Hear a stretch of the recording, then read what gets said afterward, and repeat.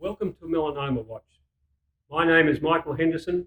I am Professor of Surgery in the Melanoma Unit at the Peter MacCallum Cancer Centre and in the University of Melbourne Department of Surgery. Today, I will be talking about Merkel cell carcinoma, an emerging problem. I have no disclosures related to this presentation. So why Merkel cell carcinoma? The AIHW regards it as one of the rare non-keratinocyte skin cancers, but it in fact is the commonest of the rare skin cancers. It's an aggressive neuroendocrine carcinoma of the skin, predominantly occurring in the elderly. It metastasizes early and frequently. It's increasing in frequency, and it is a significant problem in this country that is developing. The incidence in the USA has doubled in the last 20 years. Of great importance is the understanding of the biology of this tumour, which has driven a whole new generation of treatments. The tumour was first described in 1972 by Toker.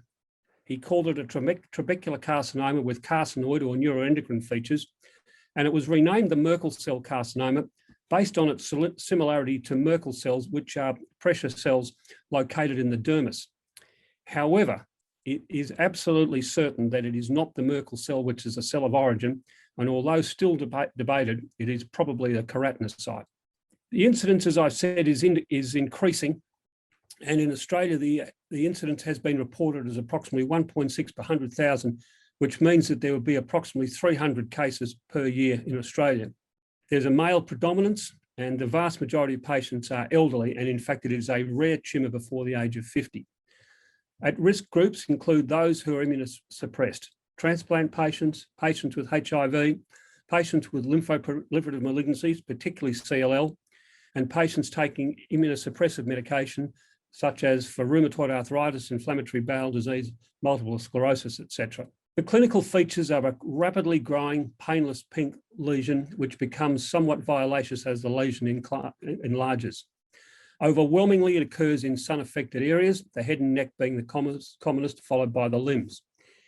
In somewhere between 10 and 15% of cases, no primary lesion is found, and most of these patients present with lymphadenopathy, although occasionally metastatic disease can be the presentation. The differential diagnoses are lesion. The commonest is benign cysts, non-melanoma skin cancers, other rare non-melanoma skin cancers, secondary malignancies, primary melanomas, in-transit melanoma, subcutaneous metastasis from melanoma, lymphoma, and neuroendocrine carcinoma. This last entity may be confused even on pathology, as small cell lung cancer can metastasize to the skin and occasionally presents a diagnostic dilemma. The extraordinary thing is that the correct diagnosis in one study was made in less than 1% of cases before the biopsy had been performed. Merkel cell carcinoma is often a surprise diagnosis. This is a typical appearing Merkel on the face. It's an elderly patient. It's in a sun-exposed area. You could be well forgiven for regarding this as a skin cancer. And in fact, on excision biopsy, this was shown to be a Merkel cell carcinoma. There's a nice little mnemonic, the AEIOU, which serves to remind people of the major features of Merkel cell carcinoma. A for asymptomatic, E for expanding rapidly. These lesions occur in an immunosuppressed population that is generally older, greater than 50 years of age, and it occurs in some sun-exposed parts. The histology is of small, round blue cells with neuroendocrine features, very bland, but this can be confused with a number of other tumours, but the absolute diagnosis can be made by CK20 paranuclear dot staining, which occurs in over 90% of cases and is quite specific. The one cancer it can be confused with, as I have mentioned, a small cell carcinoma of the lung, which is always, or nearly always, thyroid transcription factor or TTF positive, whereas Merkel cell is always TTF negative. Factors associated with outcome include tumour size, node status, and M stage, and I'm going to talk about that in a few minutes. Other factors, and there's some confusion about whether these actually represent bad prognostic factors, and it's mainly related to the relatively small numbers of patients that have been investigated in the studies to date, include lymphatic and vascular invasion, tumour thickness, which is not as reliable a prognostic factor as one might have imagined as it is in melanoma. The mitotic rate, the type of tumour, nodular versus infiltrative, which is the worst form, tumour infiltrating lymphocytes, which are associated with improved outcome, and adjacent malignancy occurs in not infrequently. It's usually a skin cancer and it is associated with poorer outcomes. and of some concern, delay in treatment appears to be associated with poorer outcomes. Now, the fascinating story behind Merkel cell carcinoma became evident nearly 10 to 15 years ago when it was recognised that Merkel cell cancers actually contain a novel polyoma virus integrated into the genome of the cancer cells. This virus, which was subsequently designated Merkel cell polyoma virus, causes a common asymptomatic infection in the first few years of life of most people. In over 70% of adults, it is possible to detect this particular virus in shed skin, and these patients also have serological evidence of infection. It's a DNA virus that encodes two proteins, large T and small t. And rather than just the virus infecting the cell, it actually has to be incorporated into the genome, and subsequently there has to be a mutation which shortens or truncates the large T antigen, which leads to a cascade of effects, including inactivation of tumor suppression genes, promotion of immune suppression, apoptosis, etc.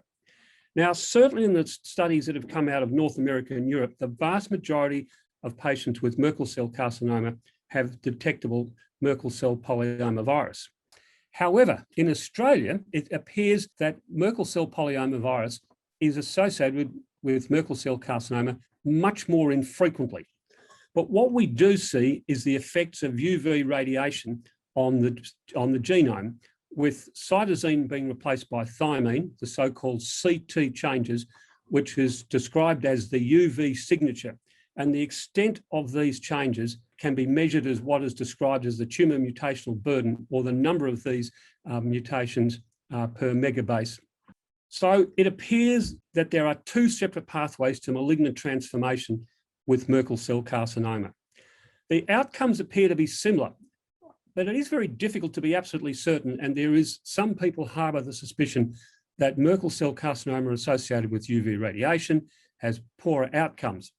The extraordinary thing is that both tumours respond really well to immunotherapy, which we're going to talk about shortly. And this slide just summarises the fact that if you've got a high tumour mutational burden with a mutational signature that suggests UV radiation, you almost certainly haven't got any virus to be found within the genome, and that the differential expression of various genes that we know associated with malignancy are different between the two types of Merkel cell. Okay, a little bit more about Merkel cell carcinoma. Lymph node involvement is prominent. And for tumours less than 2 centimetres in size, 40% will have lymph node involvement at the time of diagnosis.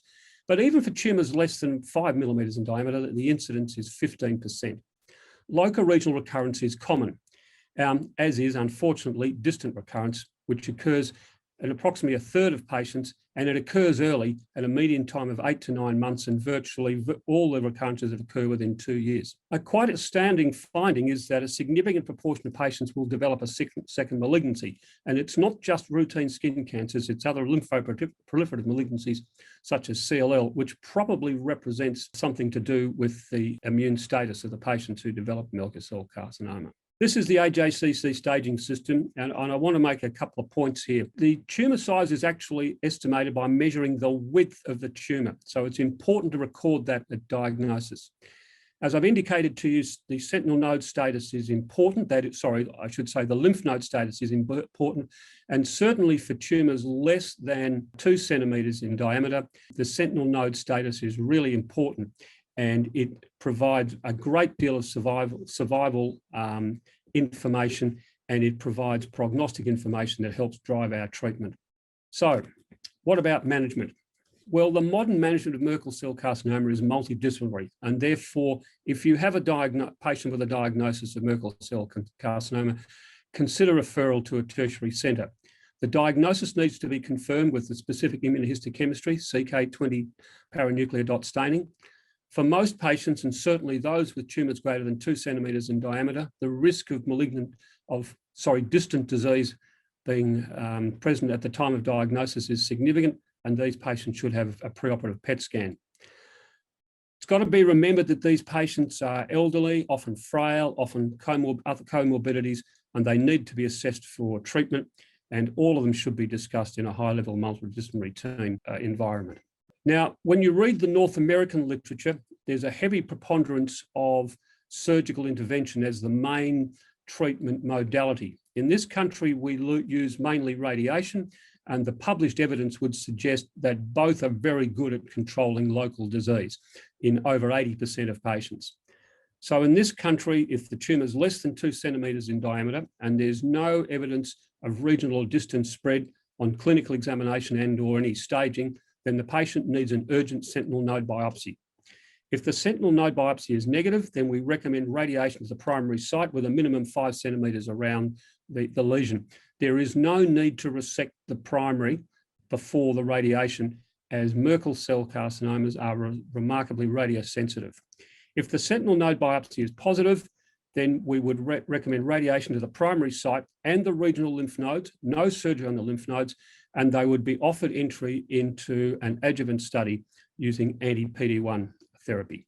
If the tumour is greater than 2 centimetres in diameter, given the very high risk of regional lymph node involvement, or if they do have regional lymph node involvement, we would proceed straight to radiotherapy to the primary site and regional lymph nodes. In the old days, that is a year or two back, chemotherapy would have been considered, but again, remembering that these patients are frail and elderly, it was sometimes and often not given. At the present time, they would be recommended entry into a trial of adjuvant anti-PD-1 therapy. For advanced disease, that is inoperable or metastatic disease, the standard regime until recently was chemotherapy with a combination of platinum etoposide and predominantly and radiation. For metastatic disease, the response rate was low and the median progression-free survival was only 3 to 4 months. Radiotherapy, as I've indicated, is highly effective and could be used particularly for management of symptomatic disease. The real game changer is immune checkpoint inhibitor therapy with avelumab, nivolumab and pembrolizumab, and currently it is first-line treatment and is available on the PBS in this country. The response rates are considerably higher and progression-free survival is significantly improved. So in summary, remember the AEIOU, asymptomatic, they're evolving rapidly in an immune-suppressed population who are generally older and occurs in UV-exposed site.